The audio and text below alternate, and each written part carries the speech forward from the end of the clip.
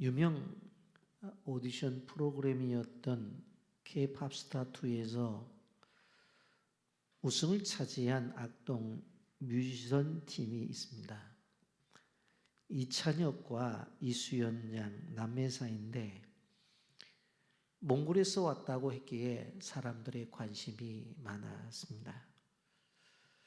그 부모님들은 몽골 선교사님이셨기에 그는 어렸을 때 몽골에서 자라났습니다. 그런데 그들의 음악이 탁월한 겁니다. 곡을 만드는 일들도 탁월했고 그 곡을 부르는 일도 아주 탁월했습니다. 많은 사람들이 부모님에게 물어봤습니다. 어떻게 해서 자녀들이 그렇게 탁월한 독창적이고 뛰어난 음악가가 될 수 있었는지. 그러자 아빠인 이성근 선교사님이 의외의 대답을 하십니다. 몽골의 선교사로 파송을 받아서 사역을 하는데 경제적으로 어렵기 때문에 아이들을 국제학교에 보낼 수가 없어서 집에서 아이들을 가르쳤다는 것입니다. 소위 홈스쿨링을 했다는 거예요. 그런데 집에서 가르치면서 중요한 가치를 둔 것이 있었는데 그것이 무엇인가 하면 가정예배와 말씀 중심으로 아이들을 가르친다고 하는 것이었습니다. 예배에 집중을 하고 늘 말씀을 암송하고 그리고 하나님의 앞에서 자라난 아이들은 몽골의 드넓은 초원을 바라보며 뛰어다니면서 그 자연 속에서 자신만의 노래를 만들었고 또 그 만든 노래를 즐겁게 노래하면서 그 아이들이 지냈다고 하는 것입니다. 예배와 말씀을 통해 영적인 부분이 채워지니까 오히려 더 창의적이고 풍성한 인생이 될 수가 있었다는 것입니다. 여러분, 하나님의 말씀은 우리를 제약하는 것이 아니라 오히려 더 풍성하고 오히려 우리를 창조적인 인생으로 만든다고 하는 것을 우리는 기억해야 되는 것입니다. 오늘 우리는 성경주의를 맞이하고 있습니다. 성경이 우리의 삶 속에서 얼마나 중요한지 생각해 보면서 오늘 우리가 하나님 앞에서 새롭게 변화되어 하나님의 말씀 앞으로 한 걸음 더 나아가는 귀한 축복된 시간이 되기를 예수님의 이름으로 축복합니다. 영상 보고 말씀 계속하겠습니다.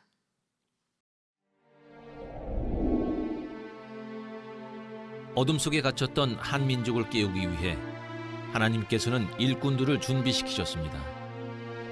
스코틀랜드 파송 중국 선교사인 로스 선교사는 우연히 만주에서 조선인들을 보게 되었고 한글 성경 번역을 결심하게 됩니다. 한글 성경의 번역과 출판을 위해 스코틀랜드 성소공회는 모금을 시작하였습니다. 아시아에 있는 한 작은 나라를 위하여 기도와 후원이 이어졌습니다. 한글 번역본을 위한 첫 수익금은 고아원 소녀들의 연주회 수익금 1.15파운드였습니다. 어떤 목사님은 한 가난한 성도의 헌금 10실링을 후원하였습니다. 과부의 두 랩돈과 같은 후원자들의 손길이 모아져 한글 성경이 세상에 나왔습니다. 성경은 우리의 삶을 크게 변화시켰습니다. 성경을 읽으며 사람들은 한글을 깨쳤고 하나님을 믿는 사람들이 생겨났습니다.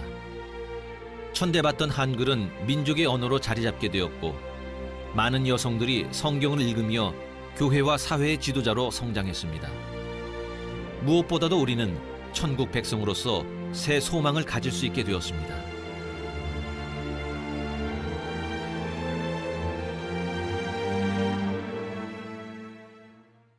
(130여 년) 전 우리처럼 지금도 생명의 말씀을 간절히 기다리는 지구촌 이웃들이 있습니다. 콩고 민주공화국 한 지역의 목회자들은 경제적인 어려움으로 성경을 구할 수 없어 한 권의 성경으로 18명의 목회자들이 나누어 보고 있습니다. 서로 멀리 떨어져 사는 이들은 자신이 가지고 있지 않은 성경 본문을 읽기 위해 때론 카누를 타고 먼 여행을 떠납니다. 사회주의 국가인 쿠바는 종교의 자유가 허락되면서 사람들이 교회로 몰려들고 있습니다. 그러나 교회에 나오는 사람들 중 상당수는 자신의 성경이 없습니다. 쿠바 사람들은 지금도 외국 성서공회의 지원으로만 성경을 받아볼 수 있습니다. 자기 말로 번역된 성경이 없는 소수 민족을 위해 성경 번역을 진행하고 있지만 상황은 쉽지 않습니다. 때로는 컴퓨터도 없는 열악한 환경 속에서 때로는 생명의 위협을 무릅쓰기도 합니다. 이들을 향한 지원과 기도가 절실하게 필요합니다. You know, some of our translation are in the Boko Haram area.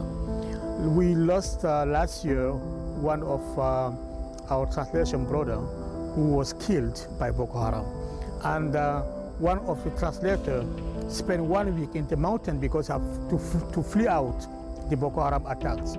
어렵사리 성경을 제작해도 정치적 탄압, 종교적 핍박, 그리고 전쟁으로 보급의 어려움을 겪기도 합니다.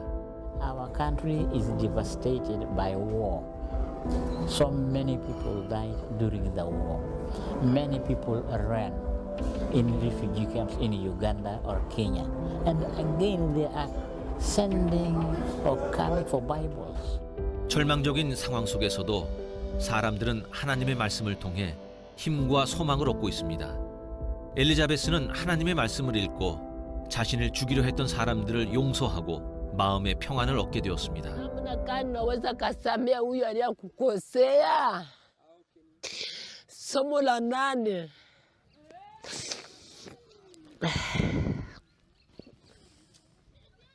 Ile mafundisho ilinisaidia sana, nikapata na roho ya kusema nisamee wale walinikata na mipanga, niwasamee.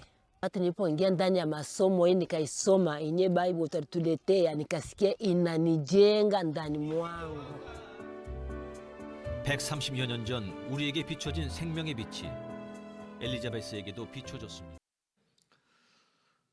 오늘 영상을 통해서 하나님의 말씀에 대한 귀한 가치를 우리가 보게 되어졌는데, 오늘 우리는 시편 19편 말씀을 통해서 하나님의 말씀에 대한 것들을 좀 더 집중적으로 보고자 합니다.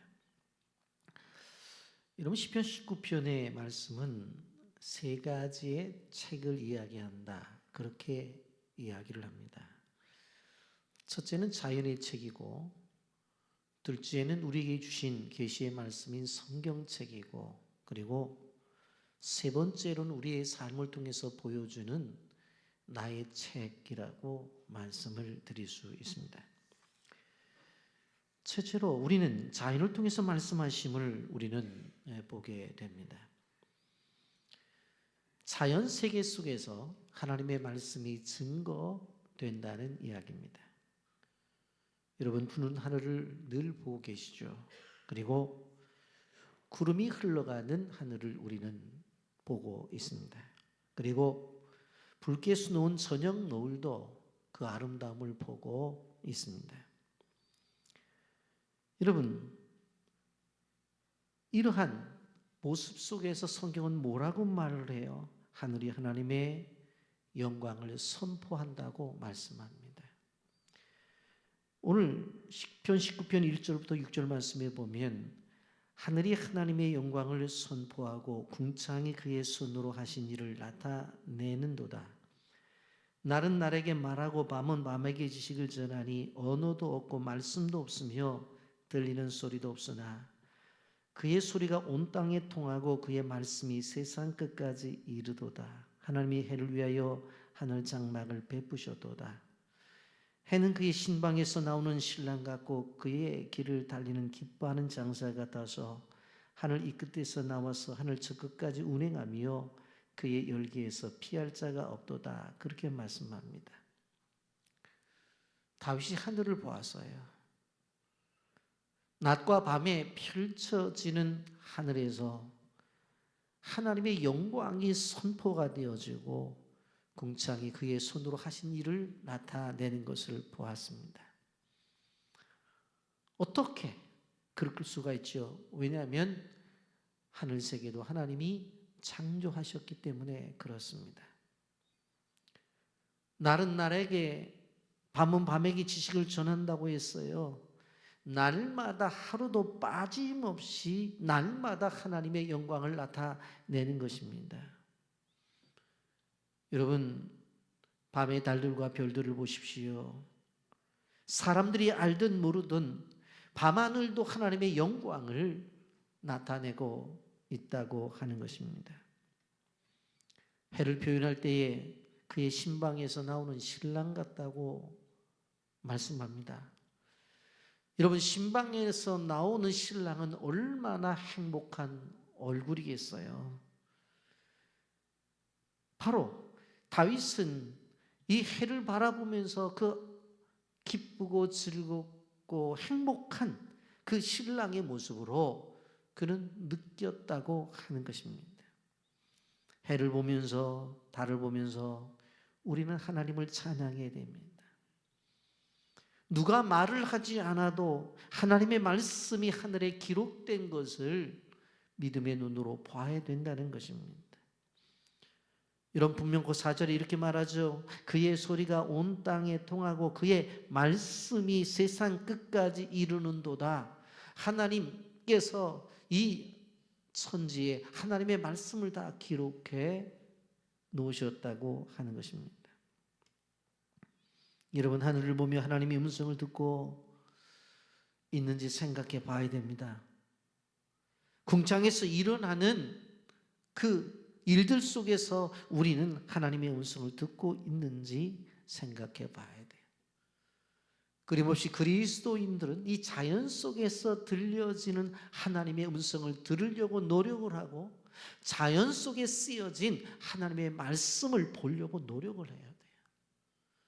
그래서 새소리 속에서, 그리고 흐르는 시냇물 속에서 주님의 음성을 들어야 되는 거예요. 그리고 봄에 돋아나는 새싹 속에서 힘차게 자라나는, 바로 여름에 식물의 자라남 속에서 가을에 아름답게 펼쳐지는 자연 단풍 속에서 주님의 글을 봐야 된다고 하는 것입니다. 로마서 1장 20절은 이렇게 말해요. 장세로부터 그의 보이지 아니하는 것들, 곧 그의 영원하신 능력과 신성이 그가 만드신 만물에 분명히 보여 알려졌나니 그러므로 그들이 핑계하지 못할지니라. 창조 세계 속에서 하나님이 만드신 것들이 다 우리에게 보여줬다고 말씀하고 있습니다. 여러분, 그 다음에 우리는 성경을 통해서 말씀하시는 주님의 음성을 들어야 됩니다. 여러분, 성경에 대해서 가장 정확하고 아름답게, 가장 간결하게 표현한 것이 성경 전체를 통해서 오늘 이 시편 19편 7절부터 10절이라고 말을 합니다. 6가지로 설명을 하는데, 첫째 여호와의 율법, 두 번째 여호와의 증거, 세 번째 여호와의 교훈, 네 번째 여호와의 계명, 다섯 번째 여호와를 경외하는 도, 여섯 번째 여호와의 법이라고 6가지로 이렇게 표현을 하고 있습니다. 7절부터 10절까지 내용을 읽어보면 여호와의 율법은 완전하여 영혼을 소송시키며 여호와의 증거는 확실하여 우둔한 자들을 지혜롭게 하며 여호와의 교훈은 정직하여 마음을 기쁘게 하고 여호와의 계명은 순결하여 눈을 밝게 하시는도다. 여호와를 경외하는 도는 정결하여 영혼까지 이르고 여호와의 법도 진실하여 다 의로니 금곧 많은 순금보다 더 사모할 것이며 꿀과 송이꿀보다 더 달도다. 그렇게 말씀합니다. 여러분, 오늘 본문의 말씀은 하나님의 말씀에 대한 특성을 이야기하면서 그 말씀을 어떻게 지켜야 되는지, 그리고 그 말씀을 지킬 때에 우리에게 어떤 영향과 복이 임하는지를 말씀하고 있어요. 여러분, 신앙생활이라고 하는 것은 하나님의 말씀에 대한 우리의 반응, 우리의 태도에 따라 달라진다는 것을 우리가 볼 수가 있어요. 하나님 말씀이 우리에게 임해요. 그런데 그 말씀에 대한 반응이 그 사람의 신앙생활이에요. 하나님의 말씀이 임하게 되어질 때 그 말씀에 대한 태도가 우리의 신앙생활이라고요. 그래서 말씀을 열심히 공부해야 돼요. 그리고 그 말씀이 주시는 것에 대해서 어떻게 해요? 순종해야 돼요. 그것이 그 사람의 신앙의 모습이고 태도라는 거예요. 한때 유럽교회는 번창했습니다. 근데 지금은 쇠퇴하고 있습니다. 이유가 무엇인가 하면 성경의 권위를 부인했기 때문에 그렇습니다. 자유주의 신학이 들어오면서 성경을 하나님의 말씀으로 믿지를 않았어요. 성경 속에 기록되어져 있는 기적들을 부인해요. 아, 이것은 신화야. 이것은 전설이야. 이게 말도 안 되는 이야기를 적고 있는 거야. 어떻게 사람이 무리를 걸을 수 있어? 어떻게 물이 포도주가 되느냐고. 어떻게 떡 5덩어리에 물고기 2마리로 5,000명을 먹이고 12강주를 남길 수 있어? 이건 그냥 듣기 좋은 이야기야. 그러니 그 가운데 무슨 믿음이 생기겠어요? 그래서 유럽 교회들이 쇠퇴하기 시작합니다. 여러분, 종교개혁 시대 때 로마 가톨릭의 가장 부패한 것이 무엇이었습니까? 결정적인 이유가 뭐예요? 하나님의 말씀을 무시하는 거예요. 그래서 종교개혁자 마르틴 루터가 실질적으로 종교개혁을 일으키면서 한 것이 무엇입니까? 성경을 읽도록 독일어로 성경을 번역한 거예요. 여러분, 우리가 소위 원어라고 하는 히브리어나 헬라어, 성경이 원어죠. 그러면 만약에 지금도 번역이 되어져 있지 않고 원어로 그대로 있다고 한다면 얼마나 많은 사람들이 성경을 접하지 못했을 거예요.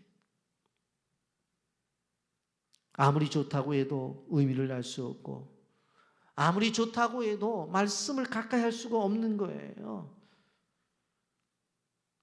여러분, 종교개혁의 근본 정신이 무엇입니까? 성경으로 돌아가자는 거예요. 성경으로 돌아가자. 그럼 성경으로 돌아가려면 성경을 어떻게 해야 돼요? 읽어야 되죠. 그 말씀을 들어야 되잖아요.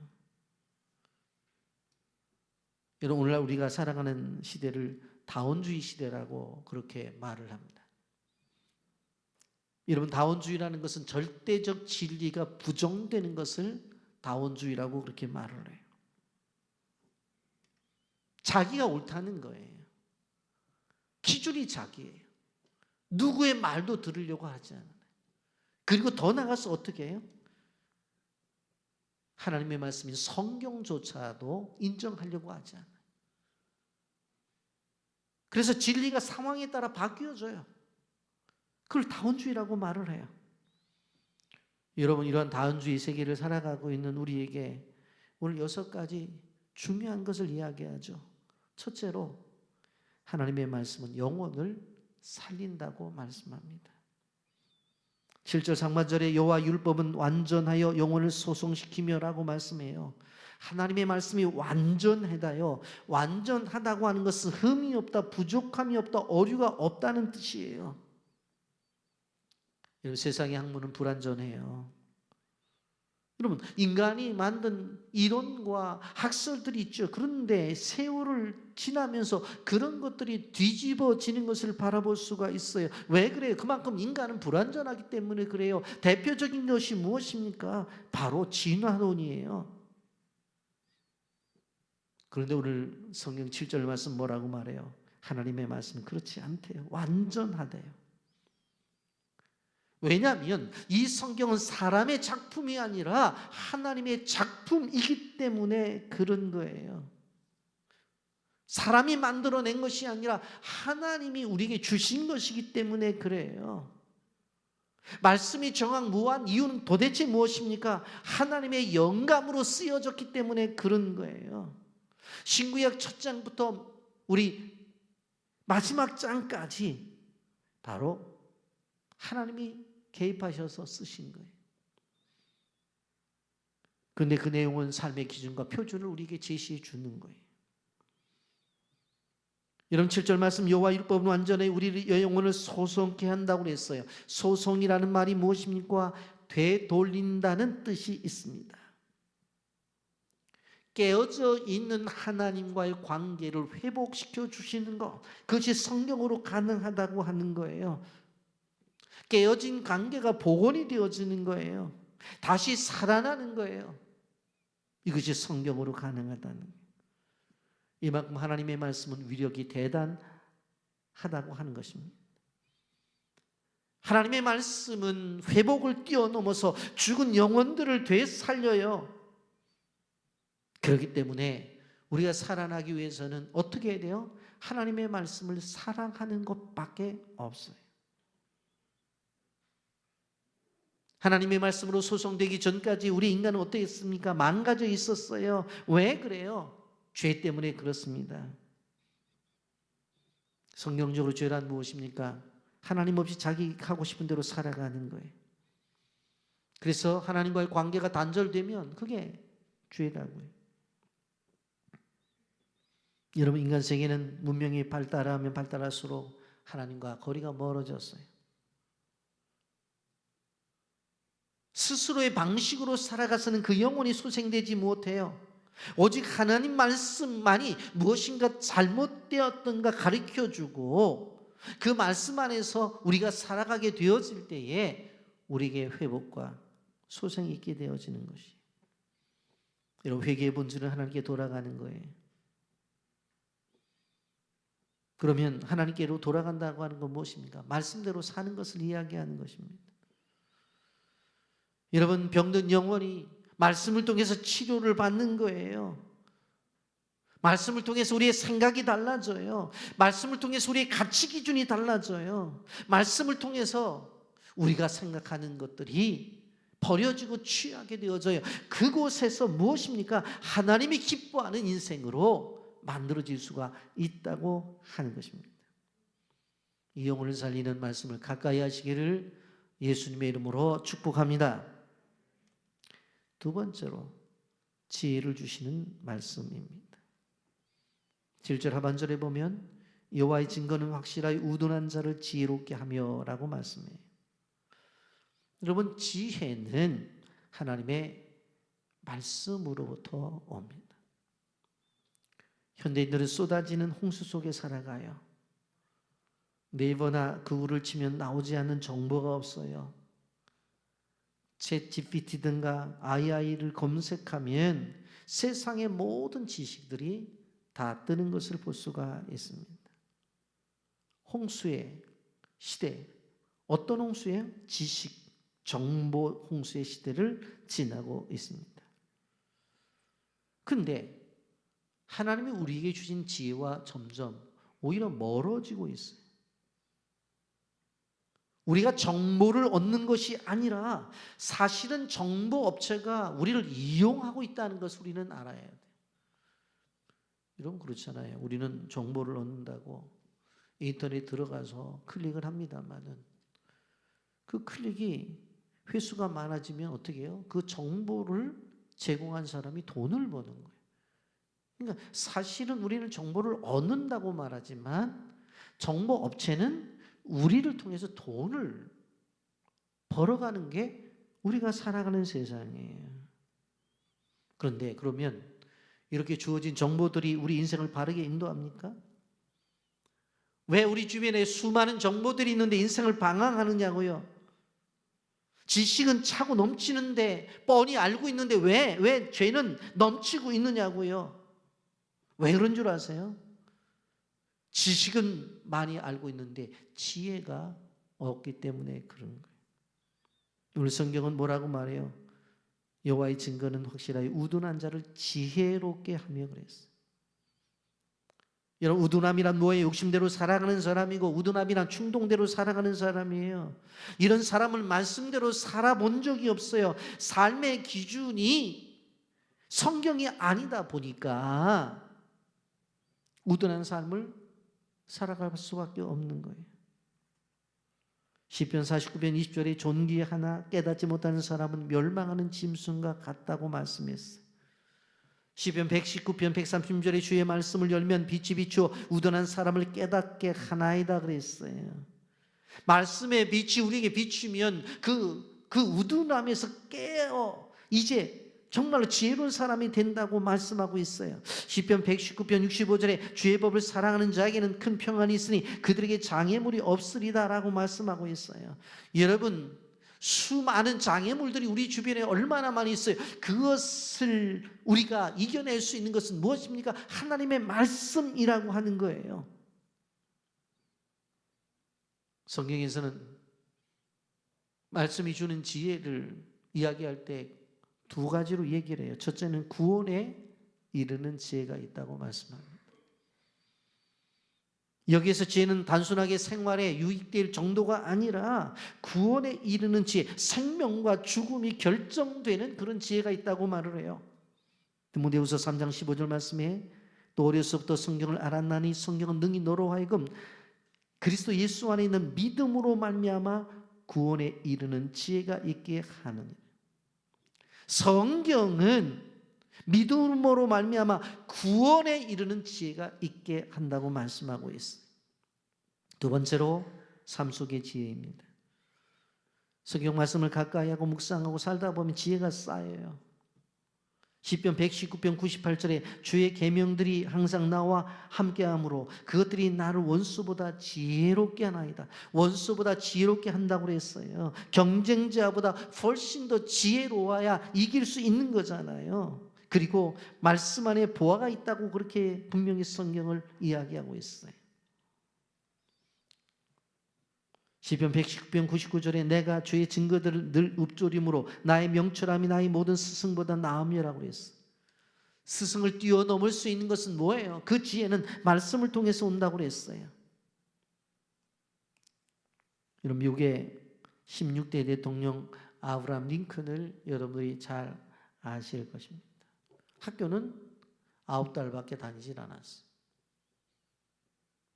사실 그를 낳은 어머니는 일찍 돌아가셨어요. 그리고 그를 키우기 위해서 이제 아버지가 재혼을 해서 어머니가 들어왔는데 링컨을 말씀대로 잘 가르쳤어요. 그런데 그 어머니가 8살 때에 또 하나님의 부르심을 받아요.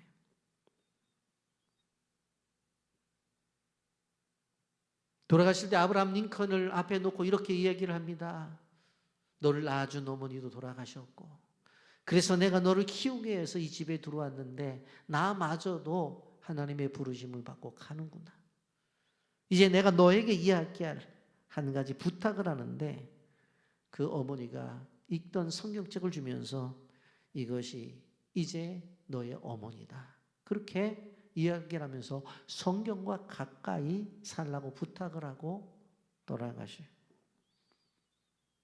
인격적으로 훌륭한 어머니였기 때문에 아브라함 링컨이 어리지만 그 어머니의 뜻을 따라서 성경을 가까이 하게 되어지는데 아브라함 링컨은 평생에 성경을 250독을 했다고 합니다. 늘 성경과 가까이 하는 그러한 사람이었어요. 그렇기 때문에 아브라함 링컨은 사실은 하나님이 키우고 하나님이 세운 사람이죠. 무엇을 통해서? 성경을 통해서. 그가 게티즈버그에서 국민을 위한 국민에 의한 정부가 되어야 된다고 하는 그 한마디를 얼마나 유명해. 그 한마디에 미국 모든 사람들의 마음이 바뀌어지잖아요. 근데 그 연설의 그 내용을 어디서 얻었어요? 그 전날 주일에 교회에 나가서 예배를 드리면서 바로 하나님이 주신 영감 속에서 그 글을 얻었다고 그러잖아요. 여러분, 세 번째로 참된 기쁨을 주십니다. 하나님의 말씀이. 8절 상반절에 여호와의 교훈은 정직하여 마음을 기쁘게 하고 그랬어요. 여러분, 여호와의 교훈은 정직해서 마음을 기쁘게 한다고 그랬어요. 정직이라는 말은 본래 의미가 뭐예요? 똑바르다, 고든 것. 그래서 규칙, 법칙, 원리 그런 걸 이야기하잖아요. 세상을 살아가는 사람들에게는 두 가지의 기쁨이 있다고 그래요. 하나는 오늘 성경에서 말하고 있는 하나님이 주시는 기쁨이 있고 또 세상이 주는 기쁨도 있습니다. 그것을 우리는 쾌락이라고 말을 합니다. 성경에서 말하는 것은 쾌락을 말하는 것이 아니라 하나님의 말씀이 주는 기쁨이에요. 여러분, 하나님 말씀 우리를 바른 길로 인도하죠. 우리는 어디로 가야 될지 몰라 방황하는 사람들입니다. 목적지가 어딘지 몰라요. 그래서 삶에 혼란이 찾아와요. 그런데 말씀은 우리를 하나님께서 원하시는 길로 인도해요. 가봤더니 어떻게 해요? 여러분, 기쁨이 있는 거예요. 여러분, 우리가 세상을 살아가면서 기쁨이라고 하는 것들을 쌓아놓고 살아가요. 어느 한순간 자기가 생각해서 분명히 기쁨을 줄 것이라고 생각했던 주식이 한순간에 폭락이 되기도 하고, 문자 메시지가 와서 URL 링크를 잘못 눌렀더니 자기가 가지고 있던 재산이 한순간에 날아가기도 해요. 노력해서 땀 흘려 만들어 놓은 사업이 한순간에 물거품이 되기도 해요. 우리는 우리의 삶 속에서 총체적으로 불안한 시대를 살아가고 있어요. 그런데 이러한 시대 속에서 하나님의 말씀은 우리에게 기쁨을 주신다고 하는 거예요. 왜냐하면 그 말씀을 따라가는 삶이 안전하기 때문에 그런 것입니다. 여러분, 우리는 엉뚱한 곳에서 기쁨을 찾으려고 생각하지 마세요.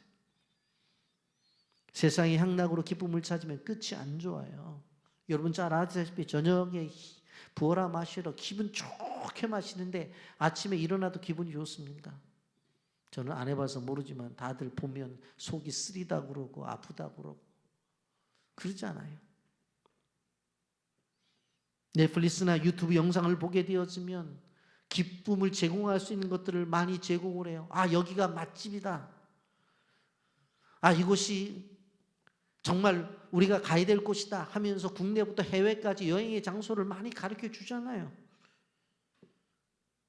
아무리 맛집이라고 해도 사람에 따라 다른 거고 또 그거는 소화되면 끝나는 거예요. 아무리 멋있는 장소라 할지라도 한 번 가면 두 번 가고 싶지 않아요. 이건 진정한 기쁨이 아니라는 거예요. 진정한 기쁨은 말씀을 통해서 주시는 것입니다. 아멘입니까? 네 번째, 눈을 밝히는 하나님의 말씀. 8절 하반절에 여호와의 계명을 순결하여 눈을 밝게 하시도다. 순결하다. 그 속에서 밝음이 나타난다고 성경은 분명히 말씀하고 있어요. 여러분, 눈이 밝아진다는 것은 단순한 것이 아니니까 영적인 이해력이 높아진다는 거예요. 영적으로 어떻게 돼요? 분별력이 생긴다고 하는 거예요. 왜 세상을 살아가면서 갈등이 많아요? 이게 옳은가 저것이 옳은가 자기가 결정하지 못하기 때문에 그래요. 말씀보다 욕심이 있기 때문에 자꾸 그런 결정을 하는 거예요. 그래서 사람들은 어떻게 되어져요? 주변의 것들을 더 의존해서 자꾸 결정하고 남의 이야기를 자꾸 듣잖아요. 그것 따라 결정해서 실패를 보잖아요. 여러분, 하나님의 말씀이 주는 것들을 잘 들어야 우리가 순결해지고 우리의 눈이 밝아져서 바른 결정과 바른 길을 간다는 거예요. 여러분, 시편 1편 1절 말씀은 복 있는 사람은 악인의 길을 따르지 아니하며 죄인의 길에 서지 아니하며 오만한 자의 자리에 앉지 아니하고 그랬어요. 여기 보게 되어지면 우리 주변에 악인들, 죄인들, 오만한 자들이 널려 있다는 이야기예요. 그런데 우리는 악인들과 죄인들과 오만한 자를 알지를 못하는 거예요. 그런데 말씀에 충만하게 될 때 저 사람은 악인이구나, 전 죄인이구나, 오만한 데구나, 그걸 알게 되어지는 거예요. 말씀의 분별력이 나타난다는 거예요. 그래서 악인의 길을 따르지 않고 죄인의 길을 서지 않고 오만한 자리에 앉지 않아요. 결국 무엇입니까? 말씀이 결정적인 기준이 된다고 하는 거예요. 자기가 생각해서 자기의 판단에서 움직이는 것이 아니라고 하는 것입니다. 그래서 말씀은 일종의 다림줄과 같아요. 말씀이 기준입니다. 그래서 성경 말씀을 캐논이라고 말하잖아요. 자라고 말을 하잖아요. 어떤 문화이든지 간에 가치 기준이 정확한 게 없습니다. 성경을 기준으로 갖고 살 때에 우리의 눈이 밝아진다는 것을 기억하시기 바랍니다. 네, 다섯 번째, 영혼까지 이룬다고 이렇게 요한복음 5장 이룬다고 말씀하고 있습니다. 여기 보게 되어지면 분명코 하나님의 말씀은 우리를 어디까지? 영혼까지 이르게 한다고 그랬어요.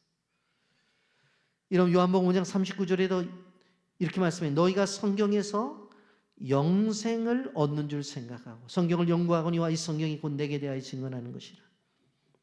하나님의 말씀은 영원토록 살게 하는 그런 통로가 되어집니다. 이런 말씀이 우리를 생명의 길로 인도하셔요. 우리 영혼을 만족케 하고 갈증을 풀어주고 영혼의 안식과 즐거움을 줄 수 있는 것이 바로 하나님의 말씀입니다. 그리고 여섯 번째, 의롭게 되어집니다. 여호와 율법은 완전해요. 부패와 오류로부터 벗어나 흠이 없게 합니다. 여러분, 이렇게 여호와의 규례는 우리에게 의롭다는 것을 기억해야 돼요. 왜 그래요? 그 기운이 하나님에게 있기 때문에, 그 목적이 선하기 때문에. 그러므로 성도는 먼저 그의 나라와 그의 의를 구해야 되는데, 그것이 어디서부터? 말씀으로부터 나온다고 하는 것입니다. 세 번째로 생각해 보는 것은 나의 삶이 하나님의 말씀이라고 하는 것입니다. 오늘 11절은 뭐라고 말해요?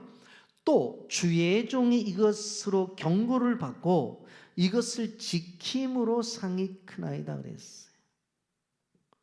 하나님의 말씀을 듣고 우리가 이것을 지켜요. 그랬더니 상이 크다고 그랬어요. 여러분, 하나님의 말씀을 듣고 우리가 이것을 지킨다는 것은 뭘까요? 말씀을 보여주는 것을 이야기하는 거예요.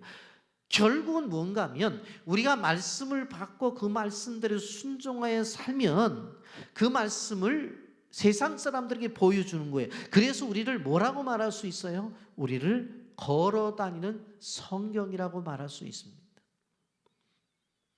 옆 사람과 인사 나누세요. 집사님은 걸어다니는 성경입니다. 권사님은 걸어다니는 성경입니다. 여러분, 걸어다니는 성경이에요. 우리가 걸어다니는 성경이에요. 고린도후서 3장 2절과 3절을 보게 되어지면 너희는 우리의 편지라 우리 마음에 썼고 무사람이 알고 있는 바라 너희는 우리로 말미암아 나타난 그리스도의 편지니 이는 목으로 쓴 것이 아니요 오직 살아계신 하나님의 영으로 쓴 것이며 또 돌판에 쓴 것이 아니요 오직 육의 마음판에 쓴 것이라 그랬어요. 너희는 우리의 편지다. 너희가 우리의 편지다. 그것이 목으로 쓴 것이 아니고 여기에 보면 어떻게 했다고 그랬어요? 살아계신 하나님의 영으로 쓴 것이지. 돌판에 쓴 것이 아니라 육의 마음판에 썼다고 그렇게 말씀하고 있습니다. 여러분 꼭 기억하셔야 해요. 불신자들의 성경이 뭔 줄 아세요? 아니, 우리도 죄송한 얘기입니다만 우리도 성경을 안 읽는데 세상 사람들이 불신자들이 성경 읽겠어요? 안 읽어요. 그러면 불신자들의 성경은 무엇인 줄 아세요? 성도의 삶이 불신자들의 성경이에요. 우리를 보고 예수를 믿는 거예요. 우리를 보고 예수를 믿는 거예요. 저는 본문을 준비하면서 그런 생각했어요. 성도들의 성경은 뭐냐? 목사의 삶이 성도의 성경이다. 여러분, 우리는 기억해야 돼요. 그렇기 때문에 세상을 살아가면서 성경대로 살아가는 것이 왜 중요한가 하면 세상의 사람들은 성경책을 보고 하나님을 발견하는 것이 아니라 우리를 보고 하나님을 발견하는 거예요. 그래서 우리는 움직이는 성경이에요. 그래서 인사를 나누는 거예요. 여러분, 우리가 걸어다니는 성경이라고. 아멘. 크게 아멘 하세요. 아멘. 싫어도 아멘 하세요. 아멘. 아멘 하세요. 웃으면서 아멘해서 고맙습니다. 자, 이 말씀을 보세요. 그런데 이 말씀이 어떻다고 그랬어요? 금 곧 많은 승금보다 더 사모할 것이요 꿀과 송이꿀보다 더 달다. 여러분, 우리가 원하는 게 뭡니까? 금덩어리 원하잖아요.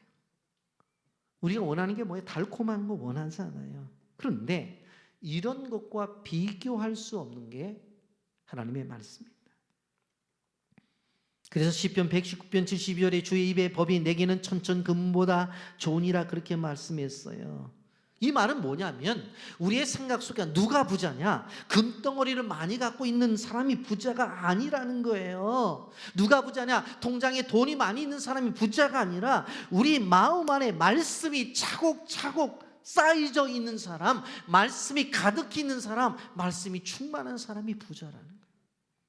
인정해요? 예? 그렇다고 그러면 하나님의 말씀을 갖고 있으면 부자라고 그러니까 성경책만 갖고 다닌다고 부자입니까? 그렇다고 해서 지혜가 생깁니까? 아니에요. 베드로전서 2장 2절 갓난 아이들과 같이 순전하고 신령한 젖을 사모하라. 이는 그로 말미암아 너희로 구원에 이르도록 자라게 하며라 그랬어요.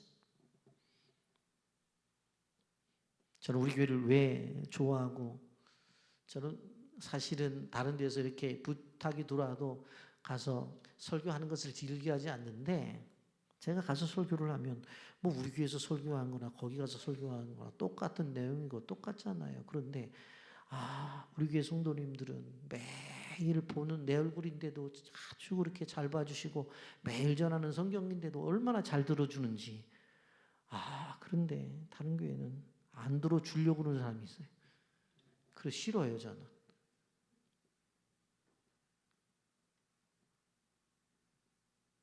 왜? 성경이 뭐라고 말을 했어요?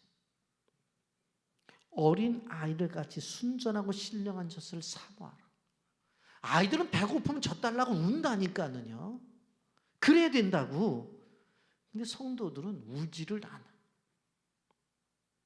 분명코 배고파야 되는데 배고프다는 표현을 안 해.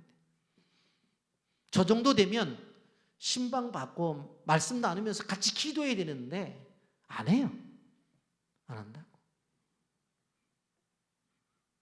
왜 그럴까? 말씀이 달아야 되는데 달지를 않아. 시편 119편 103절에 주의 말씀에 마치 어찌 그리 내게 단지요 내 입의 꿀보다 더 단이다 그렇게 말씀했어요. 신앙에 있어서 단맛을 느끼는 사람들은 다른 것이 아니라 말씀의 단맛을 느낀 사람들이에요. 그래서 시편 119편 131절에 내가 주의 계명들을 사모함으로 내가 입을 열고 헐떡거렸나이다. 여러분, 아이들이 밖에서 놀다가 너무 배가 고프면 와가지고 그냥 헐떡거리면서 엄마 밥 줘, 밥 줘. 뭐 반찬도 녹기 전에 그냥 애들이 밥부터 먹고 막 헐떡거리잖아요.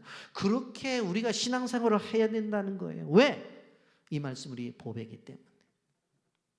그래서 말씀을 읽고 듣고 연구하고 암송하고 그걸 끊임없이 우리가 큐티를 하면서 어떻게 말씀과 가까이 사는 삶을 살아가야 되는 거예요. 내 인생의 방향을 결정하는 보배가 여러분들 손에 있어요. 여러분의 미래를 결정하는 보배가 손에 있다고. 그것이 뭐예요? 보배 중에 보배가 우리 손에 들려져 있는 성경이라고 하는 것을 아셔야 돼요. 그래서 그 성경을 가까이 해야 돼요. 영혼을 살리는 것 하나님의 말씀뿐입니다. 지혜를 주는 것도 하나님의 말씀이에요. 참된 기쁨을 주는 것도 하나님의 말씀이에요. 눈을 밝히는 것도 하나님의 말씀이에요. 우리를 의롭게 만드는 것도 하나님의 말씀이라고 하는 것을 기억해야 돼요. 이 말씀 우리를 영원까지 우리를 인도하신다고 하는 것입니다. 성경주의를 맞이해서 오늘 하루뿐만 아니라 성경을 늘 가까이 하고 성경을 읽으세요. 성경 말씀을 늘 들으세요. 그리고 성경 말씀을 그래도 좀 연구하려고 노력해 보세요. 그리고 암송하고 그리고 묵상하고 그리고 그 말씀대로 지키려고 노력을 해보세요. 제가 보장합니다. 여러분의 인생은 하나님께 준비하신 축복된 삶을 살 것입니다. 그 축복 누리시기를 예수님의 이름으로 축복합니다. 아멘.